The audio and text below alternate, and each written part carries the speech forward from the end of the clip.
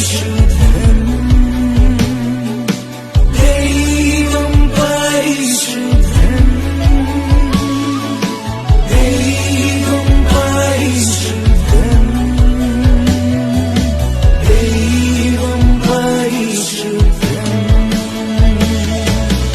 വേദപുസ്തകം വളരെ പ്രാധാന്യത്തോടുകൂടെ നോക്കിക്കാണുകയും വളരെ ഗൗരവമായി ഇന്നിൻ്റെ സമൂഹം സ്വീകരിക്കുകയും ചെയ്തിരിക്കുന്ന ഒരു പ്രത്യേക കൃപാവരമാണ് രോഗശാന്തി എന്ന് പറയുന്നത്. വിശുദ്ധ വേദപുസ്തകത്തിൽ ഏതാണ്ട് 24-25 കൃപാവരങ്ങളെക്കുറിച്ച് വിവിധ ലേഖനങ്ങളിൽ നമുക്ക് കാണാനായിട്ട് കഴിയും. അതിലേറ്റവും പ്രധാനപ്പെട്ട ഒരു കൃപാവരമാണ് രോഗശാന്തിയുടെ വരം എന്ന് തിരുവെഴുത്തിൽ നിന്ന് നമുക്ക് മനസ്സിലാക്കാനായിട്ട് കഴിയും. നമ്മുടെ വാഴ്ത്തപ്പെട്ട കർത്താവായ യേശുക്രിസ്തുവിൻ്റെ പരസ്യ ശുശ്രൂഷയിൽ ഉടനീളം അവിടുന്ന് രോഗികളെ സൗഖ്യമാക്കിയതായിട്ട് വേദപുസ്തകത്തിൽ നമുക്ക് കാണാനായിട്ട് കഴിയുകയാണ്. തൻ്റെ അടുക്കൽ കടന്നു വന്ന എല്ലാ രോഗികളെയും കർത്താവ് സൗഖ്യത്തോടുകൂടെ പറഞ്ഞയച്ചിട്ടുള്ളതായിട്ട് തിരുവെഴുത്തുകളിൽ സുവിശേഷകന്മാർ വിട്ടുകളയാതെ രേഖപ്പെടുത്തിയിരിക്കുകയാണ്. തൻ്റെ അരിമശിഷ്യന്മാരിലേക്ക് 12 അപ്പോസ്തലന്മാരിലേക്ക് ആ കൃപാവരത്തെ കൈമാറുന്നത് നമുക്ക് കാണാനായിട്ട് കഴിയുകയാണ്. ആ 12 പേരെ ദൈവരാജ്യം പ്രസംഗിക്കേണ്ടതിന് പറഞ്ഞയക്കുമ്പോഴത്തേക്കും പ്രത്യേകാൽ അവരോട് പറയുന്ന നിയോഗത്തിൽ ഏറ്റവും വലുത് രോഗികളെ സൗഖ്യമാക്കുക എന്നുള്ളതാണ്. പ്രസംഗിക്കുക, രോഗികളെ സൗഖ്യമാക്കുക, ഭൂതങ്ങളെ പുറത്താക്കുക. ഈ 3 പ്രധാനപ്പെട്ട ലക്ഷ്യമാണ് യേശുക്രിസ്തുവിൻ്റെ അപ്പോസ്തലന്മാർക്കുണ്ടായിരുന്നത്. 70 പേരെ തിരഞ്ഞെടുക്കുമ്പോഴും അത് തന്നെയാണ് പറയുന്നത്. നിങ്ങൾ അയക്കപ്പെടുന്ന ഇടങ്ങളിലേക്ക് പോയി ദൈവവചനം പ്രസംഗിക്കുക, രോഗികളെ സൗഖ്യമാക്കുക, ഭൂതങ്ങളെ പുറത്താക്കുക. വാസ്തവത്തിൽ ഈ 3 ദൗത്യങ്ങൾ പ്രസംഗിക്കുകയും രോഗികളെ സൗഖ്യമാക്കുകയും ഭൂതങ്ങളെ പുറത്താക്കുകയും ചെയ്യുന്നത് അതൊരു കൃപാവരം എന്നതിനേക്കാൾ ഉപരി ഒരു ഡ്യൂട്ടി ആയിട്ടാണ്, ഒരു ദൗത്യമായിട്ടാണ് യേശുക്രിസ്തു തൻ്റെ അപ്പോസ്തലന്മാരോട് പറഞ്ഞിരിക്കുന്നത്. വാസ്തവത്തിൽ രോഗശാന്തിയുടെ വരം എന്നുണ്ട്, അത് തീർച്ചയായിട്ടും ഉണ്ട് എന്നുള്ളതാണ്. കൊരിന്ത്യ ലേഖനത്തിൽ അങ്ങനെ ഒരു വരത്തെക്കുറിച്ച് പറയുന്നുണ്ടെങ്കിലും അതൊരു ദൗത്യമായിട്ടാണ് യേശുക്രിസ്തു പറയുന്നത്. നാം കടന്നു പോകുന്ന ഇടങ്ങളിൽ ദൈവവചനം പ്രസംഗിക്കുക, രോഗികളെ സൗഖ്യമാക്കുക, ഭൂതങ്ങളെ പുറത്താക്കുക. അതൊരു ജോലിയായിട്ട്, ഒരു ഉത്തരവാദിത്തമായിട്ടാണ്. കൃപാവരം എന്നതിനേക്കാൾ ഉപരി ഒരു ഉത്തരവാദിത്തമായിട്ടാണ് രക്ഷിക്കപ്പെട്ട സുവിശേഷകനായി തീർന്ന, സുവിശേഷ വേലയിൽ വ്യാപൃതയാകാൻ ആഗ്രഹിക്കുന്ന ഏതൊരു വ്യക്തിയും ഈ 3 കാര്യങ്ങൾ അതൊരു ദൗത്യമായിട്ട് ചെയ്യണമെന്നുള്ളതാണ് യേശുക്രിസ്തുവിൻ്റെ ഒരു ചിന്ത എന്ന് പറയുന്നത്. രോഗശാന്തി എന്ന് പറയുന്നത് ഇന്നിൻ്റെ സമൂഹത്തിലെ ഏറ്റവും അത്യന്താപേക്ഷിതമായിരിക്കുന്ന ഒന്നാകുന്നു എന്ന് എനിക്ക് തോന്നിയിട്ടുണ്ട്. പലയിടങ്ങളിലും സുവിശേഷ പ്രസംഗങ്ങൾ നടക്കുന്ന ഇടങ്ങളിലായിരുന്നാലും സഭകളിലായിരുന്നാലും രോഗശാന്തികൾ നടക്കുന്നത് നമുക്ക് കാണാനായിട്ട് കഴിയും. വേദപുസ്തകത്തിൽ ഏതാനും ചില ഇടങ്ങളിൽ അല്ലെങ്കിൽ എങ്ങനെയാണ് രോഗശാന്തി നമുക്ക് പ്രാപിക്കാനായിട്ട് കഴിയുന്നത്, അതിന് ഉപോത്ബലമായിരിക്കുന്ന ഏതാനും ചില ചിന്തകളാണ് ഇന്ന് നിങ്ങളോട് പങ്കുവെക്കുവാനായിട്ട് ഞാൻ ദൈവസന്നിധിയിൽ താല്പര്യപ്പെടുന്നത്. മനുഷ്യജീവിതത്തിൽ രോഗം കടന്നു വരുന്നത് പ്രധാനപ്പെട്ട 4 വഴികളിലൂടെയാണ്, 4 ഇടങ്ങളിലൂടെയാണ് മനുഷ്യ ശരീരത്തിൽ രോഗം പ്രവേശിക്കുന്നത്. ഒന്ന് നാച്ചുറൽ ആയിരിക്കുന്ന ഡിസീസസ് ആണ്. സ്വാഭാവികമായിട്ടും മഴയോ കാലാവസ്ഥയുടെ വ്യതിയാനങ്ങൾ തീർച്ചയായിട്ടും നമ്മളെ രോഗികളാക്കി തീർക്കാറുണ്ട്. നമ്മൾ ഒരു രാജ്യത്ത് നിന്ന് മറ്റൊരു രാജ്യത്തിലേക്ക് പെട്ടെന്ന് ഫ്ലൈറ്റിൽ യാത്ര ചെയ്തോ അല്ലെങ്കിൽ പെട്ടെന്ന് നമ്മളൊന്ന് മാറുമ്പോഴത്തേക്കും തീർച്ചയായിട്ടും അതിൻ്റേതായിരിക്കുന്ന ഒരു ബുദ്ധിമുട്ട് ശരീരത്തിൽ നമുക്ക് അനുഭവിക്കാനായിട്ട് കഴിയും. അതിനെ നാച്ചുറൽ ഡിസീസസ് എന്നാണ് വിളിക്കുന്നത്. അത് പ്രത്യേകിച്ച് ആരും തന്നെ പ്രാർത്ഥിക്കണമെന്നില്ല, അത് തന്നെ മാറിക്കോളും എന്നുള്ളതാണ്. രണ്ടാമത്തേത് ക്രോണിക്കൽ ഡിസീസസ് ആണ്. എന്ന് വെച്ചാൽ പാരമ്പര്യപരമായി നമ്മുടെ മേൽ കൈമാറ്റം ചെയ്യപ്പെട്ടിരിക്കുന്ന ചില രോഗശക്തികളുണ്ട്. നിങ്ങൾക്കറിയാം, തീർച്ചയായിട്ടും നിങ്ങളുടെ പിതാക്കന്മാരിലോ മാതാക്കന്മാരിലോ അത്തരത്തിലുള്ള പാരമ്പര്യജന്യ രോഗങ്ങൾ അത് നേരത്തെ തലമുറയിൽ ഉണ്ടായിരുന്നു, മുൻ തലമുറയിൽ ഉണ്ടായിരുന്നു. പിന്നീട് അത് തലമുറകളിലേക്ക് കൈമാറ്റം ചെയ്യപ്പെടുന്നത് അതിനെ ക്രോണിക്കൽ ഡിസീസസ് എന്ന് വിളിക്കുകയാണ്. തീർച്ചയായിട്ടും അത് സൗഖ്യം പ്രാപിക്കേണ്ടുന്ന ഒന്നാകുന്നു. അത് തീർച്ചയായിട്ടും ദൈവസന്നിധിയിൽ അത്തരത്തിലുള്ള ഒരു രോഗത്തിന് സൗഖ്യമുണ്ട് എന്നുള്ള കാര്യം തന്നെയാണ് തിരുവെഴുത്ത് പറയുന്നത്. ചില നാളുകൾക്ക് മുമ്പ് ചങ്ങലകളെ പൊട്ടിക്കുക എന്ന് പറഞ്ഞൊരു ചിന്ത, ഒരു വീഡിയോ ഞാൻ കഴിഞ്ഞിടയ്ക്ക് ചെയ്തിരുന്നു. കണ്ടിട്ടില്ലാത്തവർ ദയവായി ഈ ഐ ബട്ടൺ ക്ലിക്ക് ചെയ്ത് ആ വീഡിയോ ഒന്ന് കാണാനായിട്ട് ഞാൻ സജസ്റ്റ് ചെയ്യുന്നു. അതിനകത്ത് ഈ പാരമ്പര്യത്തിൻ്റെ തുടർച്ചകൾ, പാരമ്പര്യപരമായി നമ്മുടെ മേൽ കൈമാറ്റം ചെയ്യപ്പെട്ടിരിക്കുന്ന വസ്തുതകളെ പൊളിച്ചു കളയാൻ, അതിനെ തകർത്ത് കളയാൻ ഒരു ദൈവിക അധികാരം നമ്മുടെ മേലുണ്ട് എന്നുള്ള ചിന്തയെ മുൻനിർത്തിക്കൊണ്ടാണ് ആ വീഡിയോ, ആ സന്ദേശം ചെയ്തിരിക്കുന്നത്.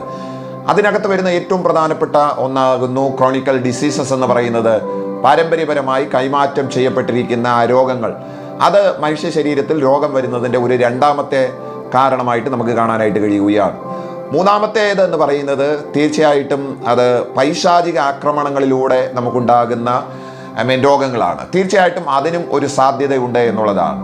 രോഗമെന്ന് പറയുന്നത് ഒരു പൈശാചിക തടവറയായിട്ടാണ് വേദപുസ്തകത്തിൽ നമുക്ക് കാണാനായിട്ട് കഴിയുന്നത്.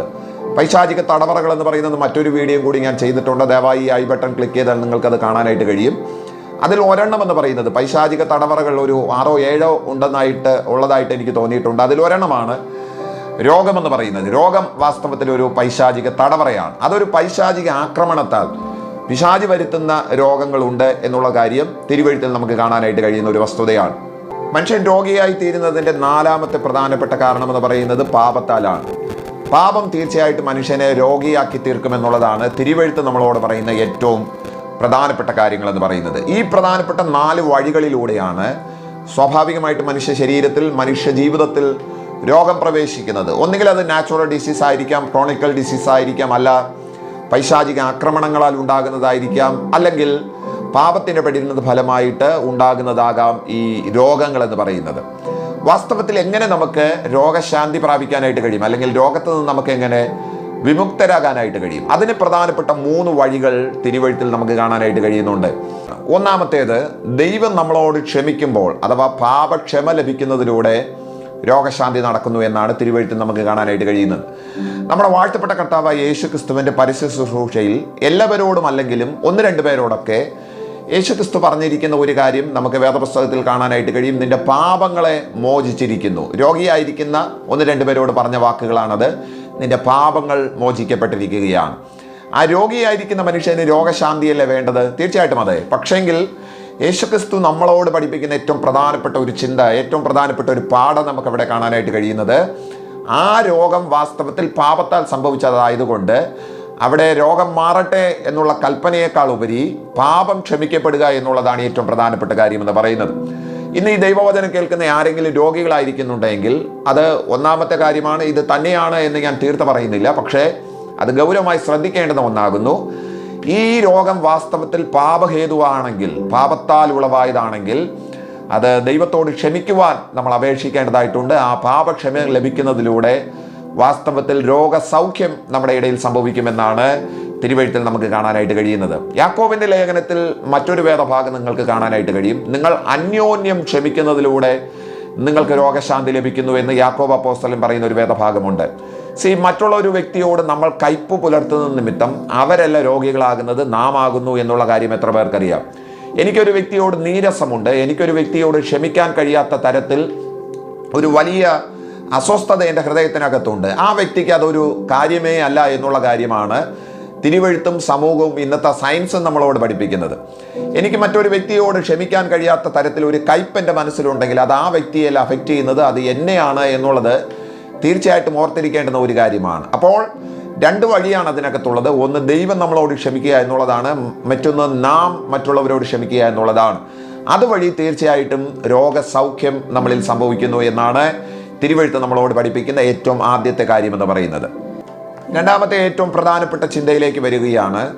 കൊരിന്ത്യർ ലേഖനം 11-ാമത്തെ അധ്യായത്തിൽ വിശുദ്ധ പൗലോസ് ലീഗ കർത്തൃമേശ സംബന്ധമായിരിക്കുന്ന ഒരു കാര്യം പരാമർശിച്ചിരിക്കുന്നത് നിങ്ങൾക്ക് കാണാനായിട്ട് കഴിയും.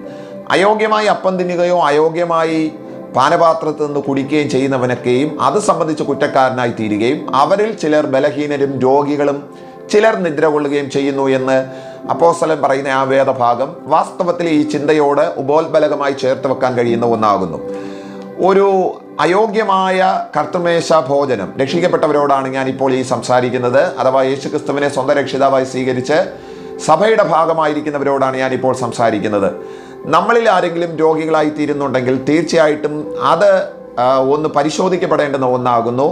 അയോഗ്യമായി യേശുക്രിസ്തുവിൻ്റെ മേശയിൽ നിന്ന് കൈനീട്ടുന്നത്, യേശുക്രിസ്തുവിൻ്റെ മേശയിൽ നിന്ന് പങ്കുകാരായിത്തീരുന്നത് രോഗകാരണമായി തീരുന്നു എന്നാണ് തിരുവെഴുത്തിൽ നമുക്ക് കാണാനായിട്ട് കഴിയുന്നത്. അപ്പോൾ യോഗ്യമായി പങ്കെടുത്തു കഴിഞ്ഞാൽ തീർച്ചയായിട്ടും അത് രോഗസൗഖ്യത്തിനും കാരണമായി തീരും എന്നുള്ളതിൻ്റെ ഒരു മറുഭാഗം അപ്പുറത്തുണ്ട്. തിയോളജിക്കലി അത് പ്രൂവൺ അല്ല, തെളിയിക്കപ്പെട്ടിരിക്കുന്ന ഒരു വസ്തുതയല്ല. എങ്കിലും പരിശുദ്ധാത്മാവ് തന്ന ഒരു വെളിപ്പാടാണ് ഞാൻ ആ ഭാഗത്ത് പറയാനായിട്ട് താല്പര്യപ്പെടുന്നത്. ദൈവശാസ്ത്രപരമായി തെളിയിക്കപ്പെട്ടിരിക്കുന്ന ഒരു സംഗതിയെ നിങ്ങളുടെ മുമ്പിൽ വയ്ക്കുകയല്ല, മറിച്ച് പരിശുദ്ധാത്മാവ് എൻ്റെ തലയ്ക്കകത്ത് തന്ന വെളിപ്പാട് ഞാൻ നിങ്ങളോട് പറയുകയാണ്.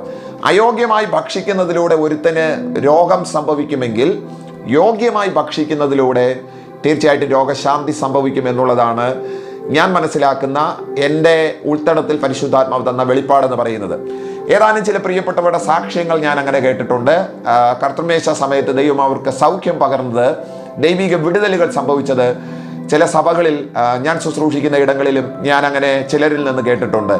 വാസ്തവത്തിൽ അയോഗ്യമായി ഭക്ഷിക്കുന്നതിലൂടെ രോഗം സംഭവിക്കുമെങ്കിൽ യോഗ്യമായി ഭക്ഷിക്കുന്നതിലൂടെ, പാപക്ഷമയോടും മനഃപൂർവ്വമായി ദൈവസന്നിധിയിൽ ഏറ്റുപറഞ്ഞ് ഭക്ഷിക്കുന്നതിലൂടെ രോഗശാന്തി സംഭവിക്കുമെന്നുള്ളത് തിരുവെഴുത്തിൽ നിന്നും ഒരു വേദഭാഗം നിങ്ങളോട് കാണിക്കാനായിട്ട് എനിക്ക് താല്പര്യമുണ്ട്.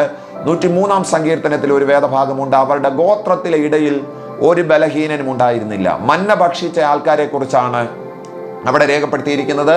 സ്വർഗത്തിൽ നിന്ന് ഇറങ്ങി വന്ന ആ മന്ന ഭക്ഷിച്ചവരിൽ ബലഹീനന്മാരുണ്ടായിരുന്നില്ല എന്ന് തിരുവെഴുത്തിൽ നമുക്ക് കാണാനായിട്ട് കഴിയുകയാണ്.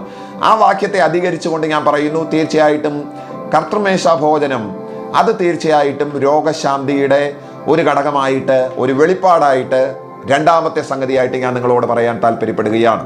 രോഗസൗഖ്യം സംഭവിക്കാനുള്ള മൂന്നാമത്തെ ബൈബിൾ ചൂണ്ടിക്കാണിക്കുന്ന പ്രധാനപ്പെട്ട ഒരു വഴി എന്ന് പറയുന്നത്, രോഗശാന്തിയുടെ വരമുള്ളവർ പ്രാർത്ഥിച്ചു കഴിഞ്ഞാൽ തീർച്ചയായിട്ടും രോഗസൗഖ്യം നടക്കുമെന്നുള്ളതാണ്. തിരുവെഴുത്ത് നമ്മളോട് പറയുന്ന ഏറ്റവും വലിയൊരു കാര്യമെന്ന് പറയുന്നത്. നിങ്ങളുടെ ശുശ്രൂഷകന്മാരോ നിങ്ങൾക്ക് അറിയാവുന്ന ദൈവദാസന്മാരോ ദാസിമാരോ ആരുമായിക്കൊള്ളട്ടെ, രോഗശാന്തിയുടെ കൃപാവരം കൈയാളുന്ന ഒരാൾ, ആ വ്യക്തി നിങ്ങൾക്ക് വേണ്ടിയിട്ട് പ്രാർത്ഥിച്ചാൽ, അഥവാ രോഗികൾക്ക് വേണ്ടിയിട്ട് പ്രാർത്ഥിച്ചു കഴിഞ്ഞാൽ തീർച്ചയായിട്ടും രോഗസൗഖ്യം നടക്കുമെന്നുള്ളത്, രോഗശാന്തി നടക്കുമെന്നുള്ളത് തിരുവെഴുത്ത് നമ്മളോട് പറയുന്ന ഏറ്റവും പ്രധാനപ്പെട്ട ഒരു കാര്യമാണ്. വളരെ വലിയ ഉദാഹരണങ്ങൾ വേദപുസ്തകത്തിൽ നമുക്ക് കാണാനായിട്ട് കഴിയും.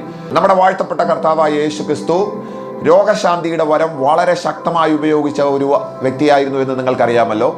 അവിടുത്തെ അപ്പോസ്തലന്മാർ 12 പേർക്കും രോഗശാന്തിയുടെ വരമുണ്ടായിരുന്നതായിട്ട് നമുക്ക് കാണാനായിട്ട് കഴിയും.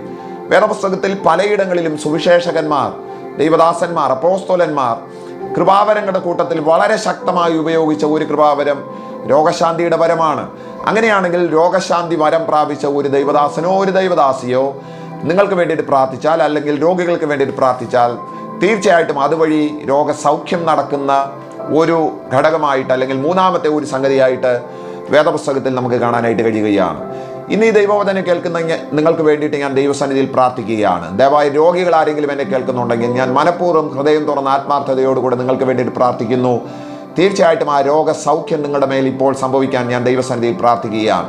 വിശുദ്ധ തിരുവെഴുത്തുകളിൽ നിന്ന് ഈ 3 പ്രധാനപ്പെട്ട സംഗതികൾ ഞാൻ നിങ്ങളോട് മുന്നോട്ട് വെക്കുന്നു. നമ്മൾ അനുഭവിക്കുന്ന ഏതൊരു വെല്ലുവിളിയും, നമ്മൾ അനുഭവിക്കുന്ന ഏതൊരു രോഗവും അതിനെ സൗഖ്യമാക്കാൻ യേശുക്രിസ്തുവിന് കഴിയും. അതുകൊണ്ട് ദൈവസന്നിധിയിൽ നമ്മുടെ തെറ്റുകൾ ഉണ്ടെന്നുണ്ടെങ്കിൽ അത് ഏറ്റു പറയാം. വളരെ ഹൃദയംഗമായും വിശുദ്ധിയോടുകൂടെ അടുത്ത കർത്തൃമേശ ശുശ്രൂഷകളിൽ നമുക്ക് പങ്കെടുക്കാൻ കർത്താവ് സഹായിക്കട്ടെ. അത് രക്ഷിക്കപ്പെട്ടവരോടുള്ള ഒരു ചിന്തയാകുന്നു. ഏറ്റവും ഒടുവിലത്തേത്, രോഗശാന്തിയുടെ വരമുള്ള ഒരാൾ നിങ്ങൾക്ക് വേണ്ടിയിട്ട് പ്രാർത്ഥിച്ചാൽ തീർച്ചയായിട്ടും നിങ്ങൾക്ക് രോഗസൗഖ്യമുണ്ടാകുമെന്നുള്ളതാണ്. അങ്ങനെയാണെങ്കിൽ ഈ തിരുവെഴുത്തുകളാൽ ദൈവം നിങ്ങളെ ധാരാളമായി അനുഗ്രഹിക്കട്ടെ. ആമേൻ.